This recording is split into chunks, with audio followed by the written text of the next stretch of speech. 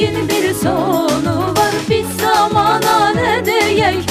Her köhne il sağ olsun, her yeni il mübarek.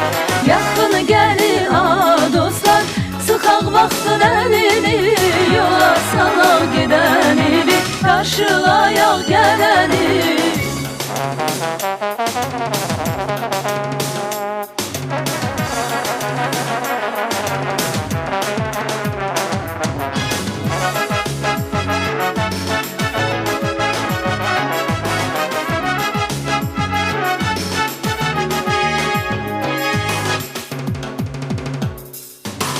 Nəğməmizə qoşulsun neçə azad ölkələr, ömrümüzə açılsın üzə gülən səhərlər. Nəğməmizə qoşulsun neçə azad ölkələr, ömrümüzə